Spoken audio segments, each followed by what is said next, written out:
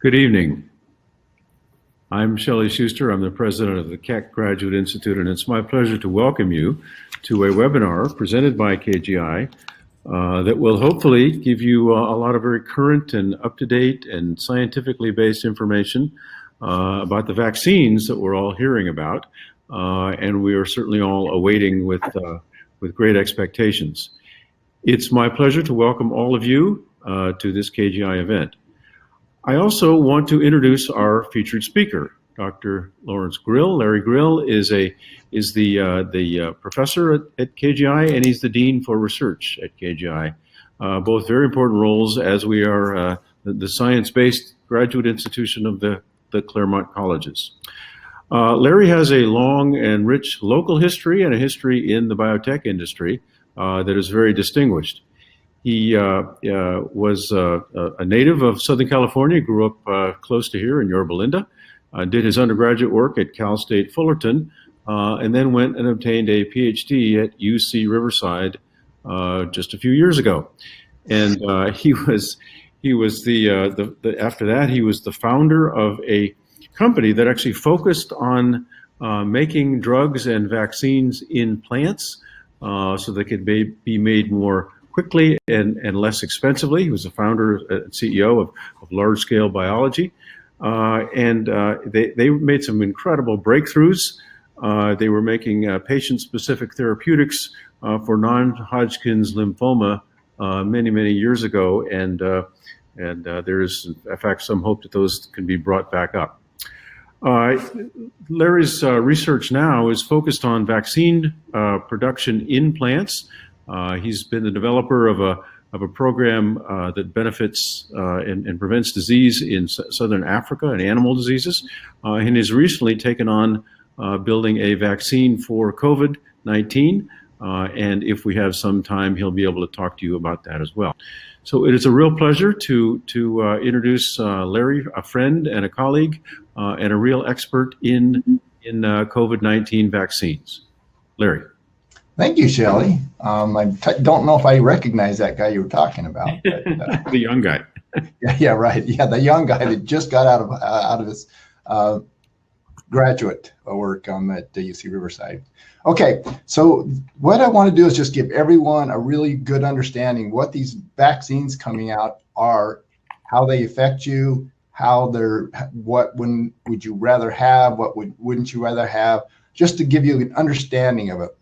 But to kind of start it out, I want to introduce vaccines, but I also want to introduce a little bit about your cells and what the virus does to your cells, and then what your cells do to fight back, and what we need to do to train them using vaccines.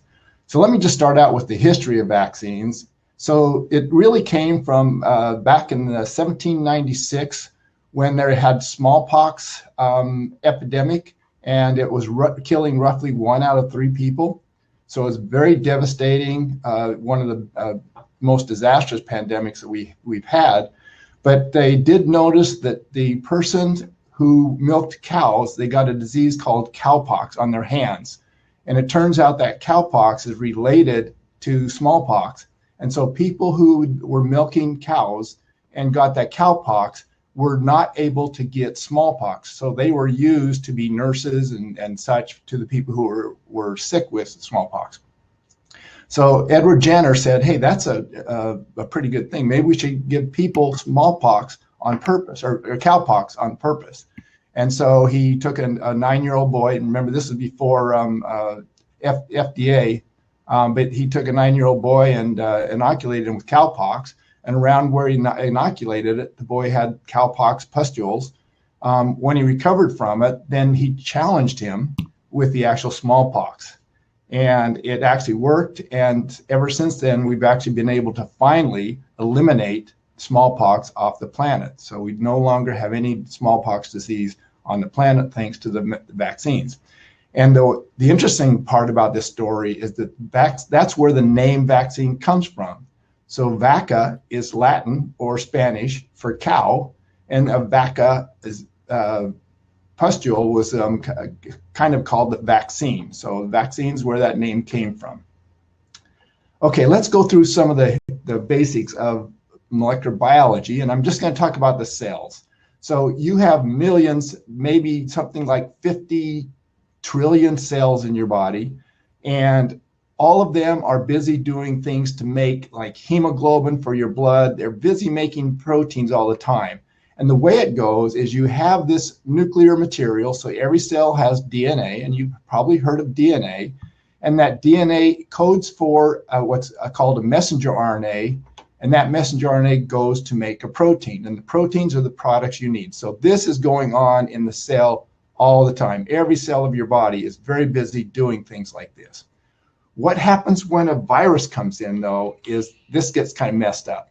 So when a virus comes in, it knows how to shut down the DNA going to messenger RNA of your cell, and it's no longer making that proteins. And the reason why the virus wants to shut that down is because it wants to use all that machinery for itself. So now we have an infected virus getting in there.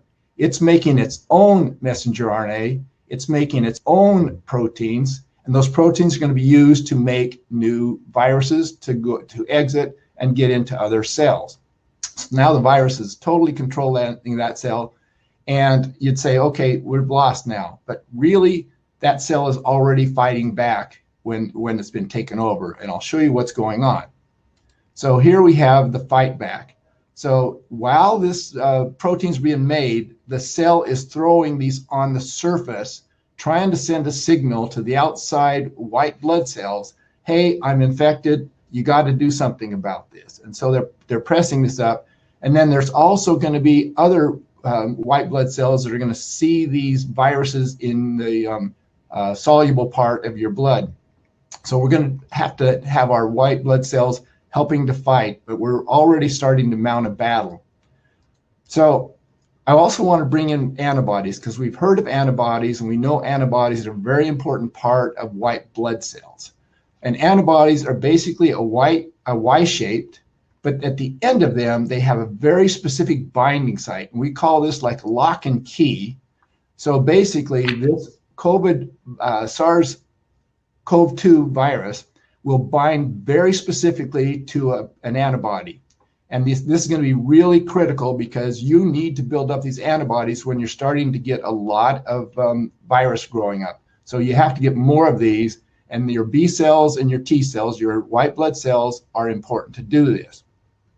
So let's go, now that you know where antibodies come from, they actually are being made by some cells called B cells and cells called T cells, and I'll show you what those are. So here's the major players in your white blood cell army. So we have macrophages, and these macrophages are going to be your first line defense. So when you have a virus infection or a bacterial infection, the macrophages jump on them and eat them. They're also called phagocytes. So they eat things, but a lot of viruses know how to evade the macrophages. So, and the SARS-CoV-2 knows how to evade the macrophages. So this first line defense doesn't work. Boom, doesn't work.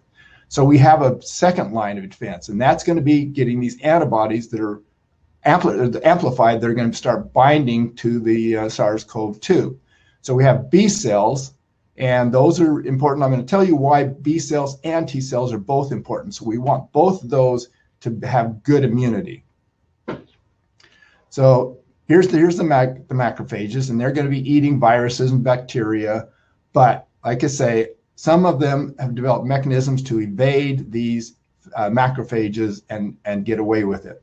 So then we have to start getting these antibodies, and the B cells and the T cells, unfortunately, they have to replicate and get amplified to a high volume, and that usually takes about 4 days. So it's going to take us 4 days to start responding. So your phagocytes or macrophages are still going to be doing the battle as best they can, but they're losing, and we need the B cells and T cells ready. So somewhere around day 4, you got this going on. So here we have the B cells. They're making these antibodies that are on the surface of it, and they're binding to the virus, but they're also ejecting them out into the solution, your blood. And so you're having naked antibodies that are very specific to bind these SARS-CoV-2 viruses. So what you want is you want them to bind to that virus, because that's going to help your macrophages find it. The macrophages that haven't been doing the job, it's going to help them find it. So let me show you what's happening here. So here's our macrophage again. But now that these antibodies are binding to the virus, this macrophage really knows this is the enemy right now, and it starts winning. So that with these SARS-CoV-2 viruses that are out in the solution, it's eating them up now. It's been trained, so it's taken about 4 days, but now it's starting to win the battle of getting rid of the soluble ones. But we still have a problem because there's a lot of cells that got infected during those 4 days.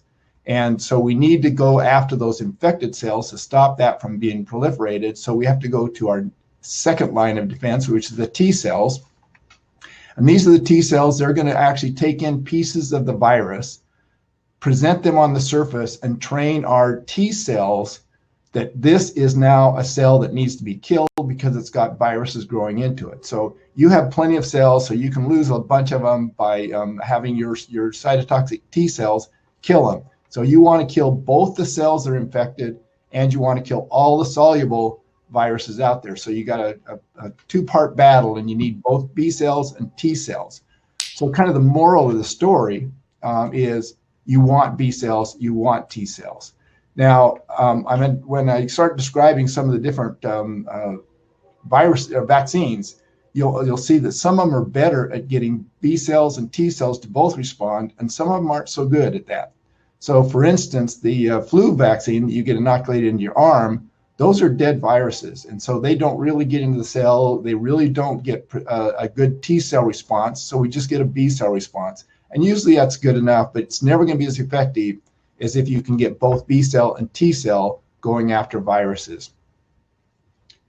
So if you're successful at eliminating the viruses, like the B cells and T cells win, then you're going to set out a small army of both of them called memory cells, and they're just going to be staying around waiting for it to come back, and they're going to be ready to go. And anytime you get a new infection coming in, they'll take it out and you won't even feel the disease. So that's what you want, is memory cells, and that's what's important. Now, sometimes though, the B and T cells don't win because this virus is a very clever virus, and as we know, we now are over 300,000 people who have died of this SARS-CoV-2 virus because it's very successful. So we got to do battle. We can't let these T's and B cells lose. So we have to do a vaccine. So vaccines are designed to train your white blood cells, both your T and your B is what you want. And you want them to build up and have a bunch of memory cells. So anytime you get infection, you can walk out in the neighborhood, you can be anywhere, but anytime you get someone blowing that SARS-CoV-2 virus at you, you have memory cells and you won't even feel it. It takes them out before they have a chance to even start replicating. So that's what we want. That's what a vaccine does. Now I want to describe the vaccines, because there's several different vaccines out there, and I know you've heard of many of them, the AstraZeneca, the Pfizer, the Moderna. I'm going to go through the vaccines as I see them. I put them in 6 different types. One is going to be an inactivated virus, and that's like the flu virus. That's where you actually get injected with a dead virus. The dead virus builds up the B cell response to, so you can have antibodies against this virus. The B cells will be good against it. It's usually pretty good at giving you resistance to the disease. Not as effective as if you get both T and C and B and T cells. So that's one type that many of you see. Then there's something called the live attenuated virus. And it isn't used quite as often, but it has been used for polio. So the oral polio vaccine made by Sabin is actually just a heavily mutated virus that's very weak in humans. And that virus, your immune system can beat up and win easily because it's been attenuated or really mutated, and it's not very good anymore, but it does replicate and it does give you some really good immunity. And another one is called a virus subunit. And I like this one because it only has pieces of the virus showing. So it's a subunit. There's no DNA in many of them, and no RNA, so it's just an empty shell. And the human papillomavirus vaccine called Gardasil, that one is being made using this kind of technology. So it doesn't have any nucleic acid. It looks like a virus, but there's nothing inside. So it can't cause infection, but it's going to really induce your immunity. So it's a very safe vaccine also. The ones that are the kind of new ones are these bottom one that I'm showing you here. So there's something called a live recombinant virus, and this is going to be the AstraZeneca. So I want to describe that in a little more detail. Then we have the messenger RNA virus vaccines, and that's done by Moderna, Pfizer, GSK. There's several companies that are working on these. Then we have DNA virus vaccines, and a company Inovio is doing it, but there's several other companies also working on DNA vaccines. So now I'm going to go a little bit more in detail. So in the case of the inactivated virus, like the flu virus, they actually grow it up in eggs or else in cells, extract the virus, purify it, and then they use something, usually formalin, to kill it. And then they make sure it's dead, and then you have these dead viruses, and that acts as your vaccine. The attenuated one, like the polio, or also flu mist, is a very also one that's alive, the one that's put into your nose. That's a live attenuated, so it grows, but it's very weak. And basically, they grow it in different cells for a long period of time until they get mutated. Then they purify it, and then they make sure that it can't cause disease. And then that's given as a mutated vaccine. The problem with this one is that if you're immunocompromised, they won't let you take this, because if you're really immunocompromised, even a weak virus can actually do it to you. So really, this isn't the most popular one anymore that's being used. Now, here's the subunit one, and that's where, again, they take a piece of the virus, get rid of all the rest of it, basically grow it up in yeast cells, just because they only want a piece. They don't want any viruses in them whatsoever. Then they'll take those purified pieces and then make that into a vaccine. And they're very safe because you don't have the full virus. You just have pieces of it. This is the new AstraZeneca one. So this is going to be where they actually take a symptomless virus. This means that this virus can get into you and it can replicate, but it doesn't cause disease. They've taken out everything that can cause a disease. So it just replicates, and your body sees it and says, okay, I'm going to kill you. So this virus doesn't have any clue on how to fight back. But what they do is they take this symptomless virus and they take genetic material from the bad guy. So from the SARS-CoV-2, they'll take the genetic material for the spike protein. And they now genetically engineered this symptomless virus. And now it's still symptomless, but now it's decorated on the outside to look like the SARS-CoV-2 virus. And so your immune system is going to see it and make antibodies specific to the SARS-CoV virus. And that means now you're going to build up and you're going to get those memory T and memory B cells that are capable of fighting the virus whenever it comes in. So you got these memory cells hanging out. So how this is made, so this is going to be AstraZeneca's. So here they are using a live attenuated. It normally comes from chimpanzee, and that's because they don't want you to have seen it before. So it's a brand new virus that's been does not cause disease. They put the spike protein genetic material in it, and so then they now have the spike proteins that are found from the normal SARS-CoV-2 on this symptomless virus, and that's being inoculated in. That's the AstraZeneca model. The one that's getting a lot of attention that I'm most excited about is the messenger RNA vaccines. And I want to show you how they work. So remember I talked about cells, that when the cells, you're getting a messenger RNA that makes proteins. So what they do with the Moderna and Pfizer vaccines is they put this their own messenger RNA to make them ahead of time. They put the messenger RNA in a liposome or a little vesicle, and that will fuse to the cell surface, and it'll dump the messenger RNA inside of the cell. This messenger RNA will then make those proteins, and it's starting to display it as if it's were infected, because it knows it's a foreign protein. It knows it's not its protein, and so it starts putting pieces on the surface, displaying them on the MHC presenters. But then they're also putting pieces out into the soluble blood. So you're basically starting to train both your T cells and your B cells of what the actual soluble viruses look like, and also what infected viruses look like, even though this cell is not infected. It's just it has a foreign protein that it hasn't seen before. It's saying, okay, I think I'm infected, but I'm not sure. But it's going to start acting like that and start sending all the signals to start training your white blood cells to fight this disease. Now, how does Moderna's differ from Pfizer? Let me kind of show you here. So here's Moderna. They synthetically make a messenger RNA, messenger RNA in the lab. Excuse me, let me get a drink of water. So they basically synthetically make it in the lab. And this messenger RNA, because they've made it in a lab, it isn't degraded nearly so quickly.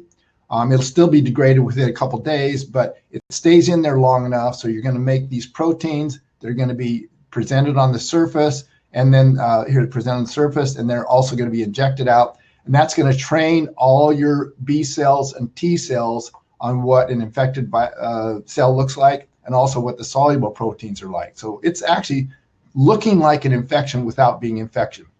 So this is, and it goes away. It's, in fact, that's why they need to come up with second dose, because they need to get more training on the system, so they actually inject you twice.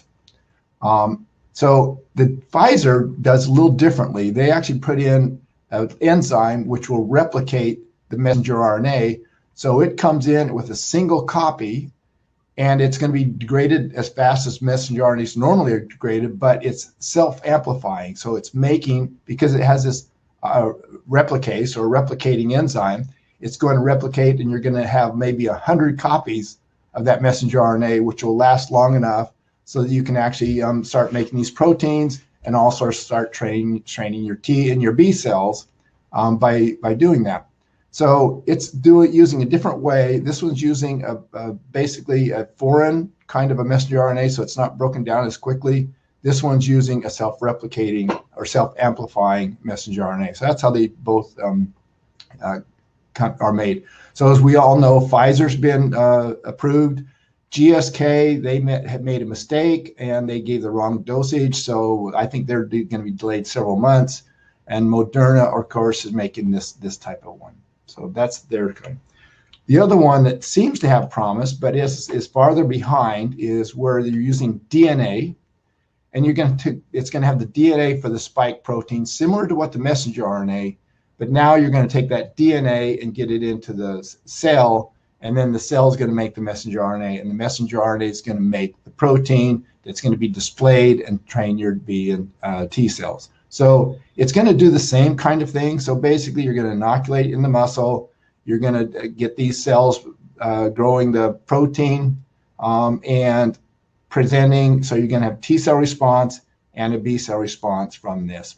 So let me compare the DNA. So the DNA vaccine is going to go in. It's going to have to go into the nucleus, and from the nucleus, it's going to make the messenger RNA. The messenger RNA will come out. Then they'll make the proteins, be displayed, etc.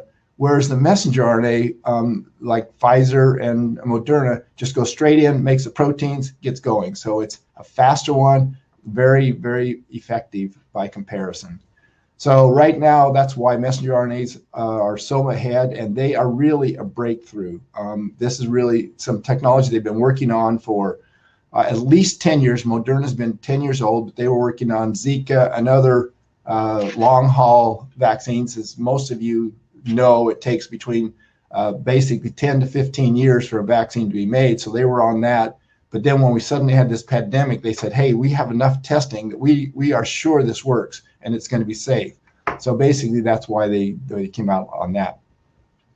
Now, I want to do a slight diversion here, because I want to kind of talk about the work that we're doing here at KGI by using plants to make it. So let me just introduce you to a little bit like that. So I'm using a plant virus, and plant viruses are really fun because no plant virus can infect humans. They don't have the genetic capabilities. They're just kind of dumb. They can only infect plants. In fact, when I walk into the farmer's market, I'll look through and I'll see, oh, there's a lettuce mosaic virus in that lettuce, or there's a papaya ring spot on that papaya. So, but we don't worry about plant viruses because they're no big deal to us. They can't infect us. They do cause disease symptoms on the plants. And this one we're using is called tobacco mosaic virus. But what we're going to do, what we've already done, and we're actually in small animal testing, is we actually took these proteins from the surface sequences of the COVID. So this is the SARS-CoV-2 virus. It has this spike protein. We took pieces of that, and basically using the genetic material, we added it to the nucleic acid core of the plant virus. So the plant virus still can't infect humans, but it sure looks like a virus, and your immune system is going to treat it like a virus. It's going to make antibodies against it, but it's no use to make antibodies against it unless it looks like SARS-CoV-2. So what we do is take that genetic material into it, and so here's the normal virus that hasn't been had this decoration put on, if you will. And then here it is with the new spike proteins added on. So now you're going to train your immune system to fight T cells and B cells. And the reason we do that is because this virus is taken in, chopped up, presented, and then it's also going to have the soluble viruses that we put out there. But again, it can't cause the disease, but it's going to make T cell and B cell immunity.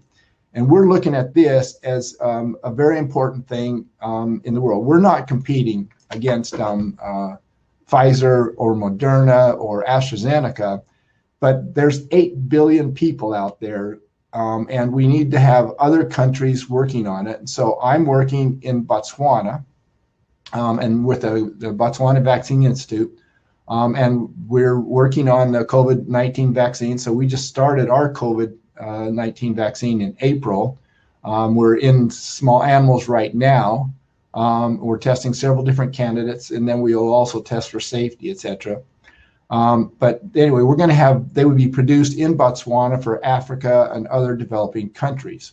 So I've been working with them in Africa for about 11 years now, and we have been successful in the work that we've done there so far. But as Shelley said in the introduction, is we've started out with animal vaccines, and that's because animals are very important in Botswana. Botswana has about 2 million people, but they have about 2.5 million cattle. And most of the farmers are smallholder farmers. And when they get a devastating disease, it's devastating to their income, their family, the schooling, all that other becomes problems. So we want to make a really inexpensive vaccine for the diseases that affect the smallholder farmers. And so we did our first one, and it's for a disease called lumpy skin disease. Devastating, causes many problems for smallholder farmers. We did field trials. We tested in small animals, and then we went out and did it with actual cattle, and we were able to protect the cattle, or all the cattle with the vaccine. And our cost is 15 cents a dose for it. So it's very effective. And I kind of have a graph showing or display on how you can see the results. So here's the results. The vaccinated cow is kind of a happy cow. Unvaccinated cow is not a happy cow. So that's how our data came through. The good part about the plants to make the vaccine is it's really inexpensive to make them. You can have an indoor greenhouse, and we worked with a company that's based out in Texas. They can grow basically 4 million plants in a facility using high-tech, these are 60 feet tall, high-tech greenhouses, if you will, using just LED lights. And we have the kind of the process where we grow the plants till they're about 4 weeks old, and they're about this the size of 8 inches tall. This little plant can make between 5 and 10 human vaccines. And when you have 4 million plants going, and that's times 5 or 10, then in 1 week you can have a huge number of vaccines ready. 7 days purified final fill. So very rapid way to make this vaccine. And again, we're concerned with the rest of the world, and so we're working with the basically developing countries to get this going. I have a great team of people. Here's some of the important people in our lab. Kelvin Peary is originally from Zimbabwe. Then he went to Botswana, and he's been working with me while he got his master's degree and then his PhD, and he's now doing his postdoc work with me. And then Karen Paco is a PhD student working in my lab.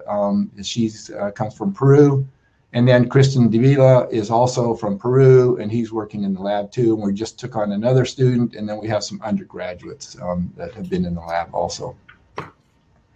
So what I want to do is still leave plenty of time to answer questions. I know there's probably a lot of them out there, and I know that Shelley's going to be taking a look at the questions that are out there, and I can basically answer whatever questions, fears or whatever you have about vaccines, and we can go through that. So if you want to contact me, here's my email, and we have other people doing diagnostics for diseases, and so there's a lot of people that have a lot of expertise in this kind of field if you want to follow up on that. Larry, on behalf of all of us, Larry, thank you. And for those of you on the Zoom, I apologize for being invisible, but trust me, I am here. And Larry, thank you. And there were lots of questions that came in, and I'm going to try to get through them. But first, let me again say, if you have any more specific questions, feel free to email Dr. Grill at his email. And also, if you'd like any other faculty at KGI to talk, to come talk, to be in various groups, to give some updated things on vaccines or therapeutics or diagnostics or devices, or the kind of areas that we have specialties in at KGI, feel free to contact Shannon. I would also say that we obviously have an enormous expertise in pharmacy and in genetics, since we have a genetic counselors program. So think about those kinds of things if you want some expertise at a group or some kind of event that you may be interested in hosting. With that, let me ask Larry. We got a bunch of questions. I will try to go through them, and we'll try to respect the time as well. One of the questions that I thought was, again, we got about 15 of them, and I'm going to try to go through them. First question was, does blood type matter in terms of the responsiveness to a vaccine? Do any of those things matter, Larry? So yes, I didn't go into the MHC presenters, the HLA groups, but basically some of them are more effective at presenting the different virus proteins than others. And so it does make a difference, and we do have some data that shows certain types of HLA presenters don't do as well as other, and so we know that there's, I think, at least 4 that we know don't present nearly as well. So that blood type does make a difference because that's your HLA presenters. But the good part about these messenger RNA viruses is they do a great job of presenting from all of your presenters. But yes, that's correct. Larry, several viewers wanted to know why the mRNA needs to be kept so cold. Yeah, so that's basically because it's so labile. Messenger RNA is not stable. It breaks down very quickly. And so they found that they have to keep it frozen really a lot. Pfizer's, because it's basically basic messenger RNA, it's very labile. The Moderna, since it's synthetic, it's more stable. So it's not broken down nearly as quickly. So that's why the Moderna can be stored at just freezer temperature. AstraZeneca also can be stored at freezer temperature, but the Moderna, because it's such a fragile messenger RNA, it breaks down very quickly. And in fact, I should bring up the reason why we're also working with the plant virus is because it's cold, it's stable at room temperature for at least 2 weeks. And so you can probably keep it just in a refrigerator and then let it out for 2 weeks. So getting it to the people is really important. So cold chain is an important part. And that's the problem we're going to have with the Pfizer vaccine is it has to be at minus 80. until just before you dispense it. And then you think you have something like a number of hours or a number of days. You have to get rid of it, all of it, right away, because it does break down so quickly. Thank you, Larry. Several folks also wanted to know about the issues in terms of folks who are have severe allergic reactions or who are immunocompromised. What are your thoughts about how they should think about that kind of thing with these various vaccines? So that's a really good question, because we do know that that's been the problem with these vaccines. If you have to say there is a problem, is that now you are now seeing a new protein that is foreign. And so sometimes it's related to a protein that you've seen before, maybe from a cold that you've had, but it's not enough similar that if you have some kind of a allergic reaction often, you probably should make sure that you have either an EpiPen or at least take a good dose of an antihistamine before you go get the shot. But I know that all the doctors are being told to have an EpiPen available, and then you're supposed to stay for a certain amount of time just to make sure that you don't have a heavy allergic reaction. But these are still going to be better than getting the actual SARS or COVID-19 disease, because you're still going to have that same protein problem if you have allergic responses. So you really are better off getting the vaccine at a facility where you can actually have some follow-up on it. If you don't have any allergic response problems at all, and I should say, if you don't normally walk around with an EpiPen, then you probably shouldn't worry at all. I have no fear whatsoever. I don't really have much of allergies going on, and so I have no fear whatsoever. But it is something that we are concerned about. But so far, and I'll remind everyone that so far we've had 300,000 people who have died, and we've had no one die from the vaccines, and we've had thousands and thousands of people inoculated with it. So it is treatable, and they do know how to be prepared for it, and they will be watching for it. But yes, also, if you're immunocompromised, that question is, will the vaccine even work on you? And that's the data we still don't have. If you're heavily immunocompromised, it might not work, but that's the disease is going to be also bad if you're immunocompromised. So again, it's worth a shot getting it. Larry, again, a lot of really, really good questions. Which vaccine do you think is the most effective? So I think the messenger RNA vaccines are surprisingly effective. The fact that you're getting 95%, that's just almost unheard of. And I think part of it is because it's stimulating both the B and the T cell. And so if I had my choice, I don't know if I'm going to have a choice, but if I had my choice, I would probably want the one of the messenger RNA vaccines, and I'd take Pfizer or Moderna. Either one of them are fine with me. But there's been some previous data that suggests that one vaccine, one dose will give you some kind of prevention, but a little lower. So I think you really want 95%. So you really want to get both doses. Larry, with that, to follow up on that question, the question is, do you believe we will have an option of which one we get, or we're just going to have to take whatever's at the local places? I don't know. I wish I had the answer. I would like to think that they will give you an option, but I don't know. Maybe whoever is your carrier, they may say the only one we're going to do is this. But then we all know that eventually you can also go buy your own. You might have to pay it extra, but I think you can. Larry, I think this actually is a question that a lot of folks really have, and let me try it.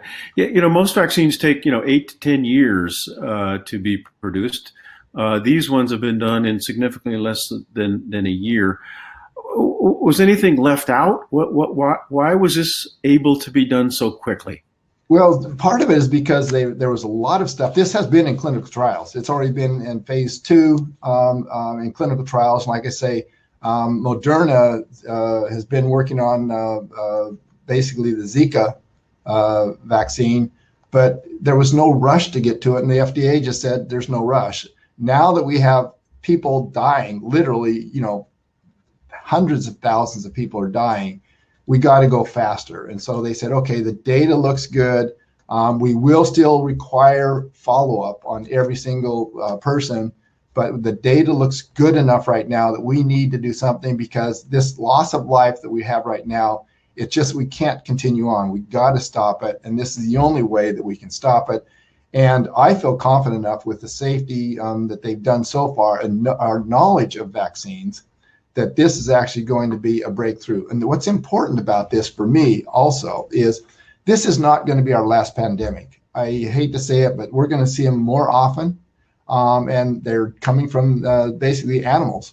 So this came from animals out of, as we know, it was a certain type of bat, I think it was in China. And basically 40% of the viruses that are devastating to humans come from animals. So Ebola, other things like that, HIV, we know these come from animals. And we are more in the live market. And so we are getting exposed to things we didn't before. But what's even worse is right now, travel about is very quick. So Ebola was always contained because there wasn't tons of travel from people in the areas where we had the outbreaks.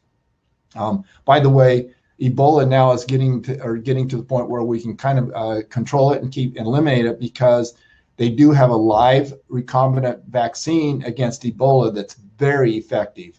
And so they're actually surround any outbreaks. They surround it and vaccinate people in a ring structure around the outbreak, and they really have stopped the disease effectively in Africa. Thanks, Larry. Well, let me do another question. Several folks have asked, why the 21 days between the first and the second injection? So they have to choose a protocol, and they did animal tests, and they saw they got a really good response from that. So they just took what they knew from animals and said, let's do that in humans. So they put up the protocol. They may be following up with different doses and different periods in between, but this is just an extension of what worked in animals. So animal tests were done ahead of time with the COVID-19 vaccine, and that's kind of the data they have. Thanks. A couple of folks asked about how often do you think you'll need the vaccine, and will it have to be changed like we do with the influenza vaccine every year? So no, the thing is that we don't know how long it's going to last. If it's like some of the other viruses that are very similar to it, we would expect at least 7 years. And that's what I would bet on if I had to bet how long it's going to last. If you're a normal, not immunocompromised person, I would say that you're probably going to have a good 7 years on this vaccine. But we don't have that data, and that will come out in time because we will be following up. But once we can kind of get this under control, then we can actually start doing some of those tests right now. But again, people are dying so heavily and being infected so heavily, we have to do something to break this.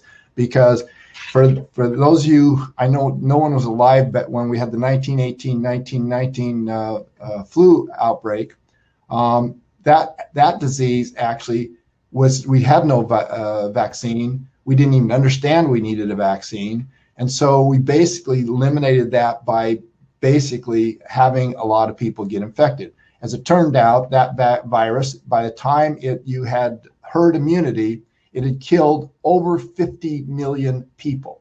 We don't want to do that. We're smarter than that now. We know how to fight it. And I think now that we know how to fight this pandemic, I think we'll be ready and more prepared for the next pandemic. And we do need to practice. We need to get government to fund us to be ready, to be prepared, to go after any new disease that pops up. We can't sit around and let it devastate us like COVID-19 has devastated us. Larry, several folks want to know what are the consequences in terms of being vaccinated or not being vaccinated if you've either had COVID or have been exposed? So that's a good question. In theory, it shouldn't do anything. It's just because you're going to have, let's say you have really good immune system and you have those memory cells running around. If those memory cells see a new vaccine coming in or a new virus coming in or a vaccine, it's going to take it out because that's what they're trained to do. So in theory, it shouldn't hurt you to get another vaccine. And it's because, again, the vaccine will come in, your T cells and B cell memory cells are going to come in and knock it out right away. So in theory, it should all work like that. But again, we'll need to do long-term follow-ups on this. Several folks want to know, if folks who are who are under chemotherapy and things like that can or should be vaccinated. So obviously you're going to be immunocompromised, but there still is the chance that it can actually train your cells enough and get enough memory cells. But yeah, there's the challenge. If you really have a really weak immune system, it may be hard for a vaccine really to induce it. But I would give the messenger RNAs the best chance of any of them out there if it's going to induce some sort of immunity. But that is a problem. And again, folks want to know about what are your thoughts about vaccinating children? Do they need it? Do they have it? And has it been tested on children? So this brings up another very interesting thing. There's been a lot of research that showed that if you get the MMR vaccine, the measles, mumps, rubella vaccine, that it has some similarities to the spike protein of the SARS-CoV-2 virus, and there's some protection against it. So the children, especially in the countries where the children have been inoculated with the MMR vaccine, they're just not getting it, and they're speculating it's because they've had this vaccine. And so I do know a lot of adults, including myself, who went out and got MMR vaccine because I figured it can't hurt to get it. I'm not too worried about measles or mumps, but I still am worried about this SARS-CoV-2 virus. So yeah, but so basically it may be that the younger kids don't get it because most of them have been kind of protected from that because of the MMR vaccine, but we don't know. Larry, can you add other strains to the mRNA vaccines? Is it a good platform for that kind of thing? Other strains? Oh, you mean like if we have new strains? Yeah. This is the beauty about this one. It's fast response. So remember they had once they found the virus, they sequenced it literally within like a month. They had the total sequence of the spike protein. They had models of it. They had lifetime moving of it. They really had it figured out right away. The good part is if you have a new strain that's different, and it's different enough that your immune system isn't as good on that. In other words, that it mutates. So, and I didn't finish another question, but I'll get back to that. But basically, they can come out with another vaccine that's going to be related, and you can actually get vaccinated against that. So in a way, that's going to be like the flu virus if it mutates that rapidly. That we do know the flu virus mutates very rapidly, but we're also using old technology for flu vaccines. So as I mentioned, we're using the killed viruses, which only induce your B cell immunity. So that's not going to be quite as good as the other. Also, we're just looking at two surface proteins. We're not trying to find any constant. We know that the H and the A, the hemagglutinin, and the that drawing blank of my different proteins. Anyway, they are changing all the time. And we need to find a protein that doesn't change. And right now we know the SARS-CoV-2, that spike protein is very specific for binding to the ACE2 receptors in your mucous membranes and in your cells in your lungs and a few other places where the ACE2 receptor exists. So basically it's very specific. So much changing of that spike protein, it's not going to be able to infect. So that's what they're doing a better job of.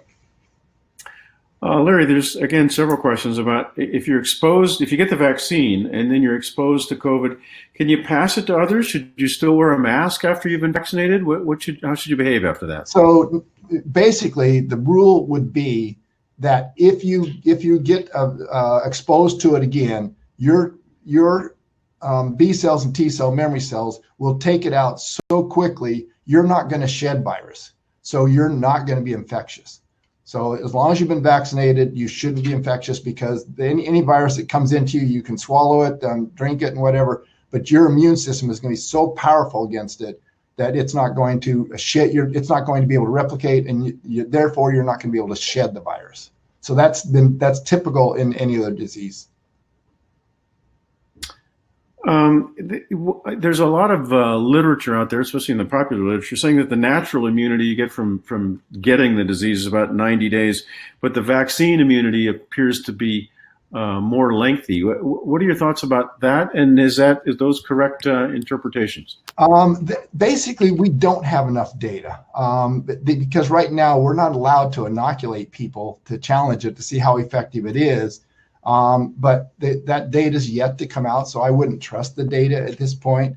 But basically, we know that the protection from the vaccine is very immediate, and the natural infection, why it's not, I'm not sure. And again, we just don't have enough data because we haven't been able to challenge people to really test it.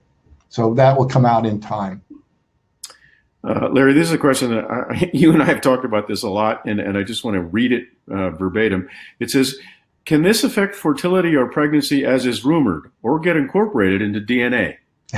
So no. Now they've done all kinds of tests, but basically the messenger RNA is a dead end. It can't get into your DNA. There's no backwards going from the messenger RNA back into the DNA. So it's just absolutely 100% impossible for it to do it. They don't last that long in any case. So it's going to go away. There's no way we can keep it around very long. If you had to put in a fear, the DNA vaccines, you can't prove that they don't go backwards or get into your cell. But so far the data says no, it doesn't happen. But the messenger RNA vaccines, there's no chance it can ever get into your permanent system. And as far as pregnancy, this virus does not go through placental transfer. So we know enough about it. So as we know, Zika does go through the placenta and does affect the child, but this does not go through placenta. Most viruses do not go. Zika is unique in that doing it. HIV, when you can give it to your children, it's through birth when you've actually torn tissue during the birth, but it doesn't go through across the placenta. So we know enough about it that it's not going to affect the child. Just as a follow-up, a quick question about what about through breastfeeding? Do they know about that? So I don't think the virus is found in breast milk, but you will have antibodies being passed to the baby against the SARS-CoV-2. So because the breast milk does have antibodies in it, and it will help the child before the immune system is developed. But there's no transmission of the virus from the milk, the live virus. So several folks want to know about what your thoughts are about the sort of order that folks are going to get the vaccine. Obviously, starting with the healthcare providers and some vulnerable elderly folks, and then underlying condition folks. What are your thoughts about that order that's being proposed? The order that makes sense. I mean, really, what you want to do is you want to reduce the number of deaths, and we have the highest number of deaths in the older people, and that means anyone who's able to transmit it to older people. Like if you're a healthcare worker in dealing with older people, you need to be basically vaccinated so you don't transmit it around. Obviously, older people need it also so that they don't get the disease. And I think we have to go through the series just how we can save most lives. I really think I should get it first. Just Larry, I think a fascinating question. What other infectious diseases do you think this mRNA approach is going to be used for? HIV, TB. What are your thoughts about its potential in the future?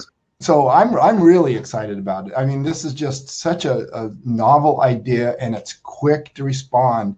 And I really think that what we need to do is go back to the table, but we'll probably have to get government funding to do this. But I think that we can make a flu vaccine that will actually work for maybe 10 years or something like that if we start going after the right sequences with the messenger RNA technology. And I'll tell you, I'd love not to get my flu shot every year. It's just a bother to go do it. But I always worry about getting the flu from these kids at school here, so I always take it. But I would like to have a mRNA vaccine that's against a different area that doesn't change as quickly on the surface of the flu virus, and maybe have to take it only once every 10 years or so.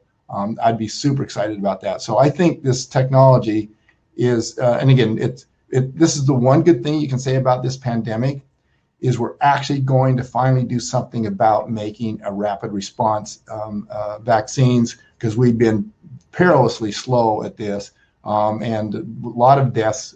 As you know, we still don't have a HIV vaccine. Maybe this is the route to go after it. There's a lot of challenges on that, so I won't say it's easy to do an HIV vaccine, but I think that the technology is going to make it so we can respond faster. And I think we do need to do more research, and I'd like to see the government to actually fund it, because this is great breakthrough technology. And just like any defense, country's defense, I think defending us against pathogens is really important. So I think we should have it like if you build a B-1 bomber or whatever, you get funding to do it. The government says we need to have this, and so these rapid response vaccines are really very important. Larry, some more folks want to know about the the single shot proposed J&J vaccine. Why is it behind the others, or is it on the horizon or the near horizon? What do you know about that approach? Yeah, so Johnson & Johnson, it's a live recombinant, very similar to AstraZeneca. They were just slower on getting it out, but they've also made the claim that they only need a single inoculation, and so there's probably a lot of testing on that, but they are just behind. They weren't as fast. It's similar like GSK. They probably had some mistakes and didn't get it out as fast as they could have. It just so happens that Pfizer, if you read the story about the Pfizer CEO, and he said they literally spent over $2 billion. He just said all stops, pull out all stops, and he wants them to build the facility faster. And he wanted 100 million doses by December or by October. They didn't quite make it, but the story about this, there's going to be a movie about this, I think, from Pfizer. They did everything absolutely right. Moderna did things very right, also right. They're just a little bit behind, but Pfizer did everything right. Other people have made some mistakes. Johnson & Johnson's made some mistakes. GSK, GlaxoSmithKline, made mistakes. So they're farther down the chain of making that. People are interested in your thoughts. So I want to end the hour in this and one more question possibly. Will we get certificates? How is the safety going to be verified for folks who have gotten both shots or are really immune and for flying and travel and things like that? Yeah, I see that airplanes are going to want people to show some kind of proof that they've been vaccinated. I know that you're not going to be able to go into Italy and other countries from the U.S. unless you have some kind of certification. So they haven't worked it out how you're going to do it, but you can be sure that there's going to be some way that they want to test it. In fact, it'd be nice if you could actually have just for those of you who've gone to Africa in traveling there, you know that you have to have a yellow fever certification to go into various countries. And I think that we should see the same kind of thing going on here, but nothing has been organized by anyone. Although I know I talked to some friends in Italy, and they said that the government's already working on a way that you can certify that you've been vaccinated, because they really want to control where you go and who comes in and who comes out. And I think that it's probably going to be the easiest way for people to resume travel. So if you want to go on a ship, the ship would be smart to say, okay, we're only going to take vaccinated people because we don't want the disease to spread through the ship. And so I can see it being a requirement, but I don't know how they're going to do it. We also have the HIPAA laws that we have to abide by, so it's going to be a challenge. Well, Larry, thank you so much. On behalf of all of us, I want to thank all of the folks on the podcast, but also you especially for an enormously informative talk and the willingness to answer so many questions. I want to encourage everyone, if you have more questions, please email Larry at larry_grill@kgi.edu. We will also email the replay link to everybody so you can rewatch. But again, feel free to email any of us or contact us at KGI.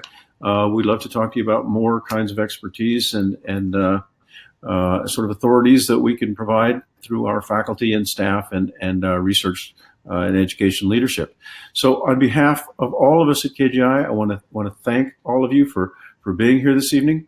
As I say, Larry, thank you for this fabulous job. Sure. I want to wish everyone a great holiday season. Be well, be safe, and come visit us as soon as we all get vaccinated. All right. See you all.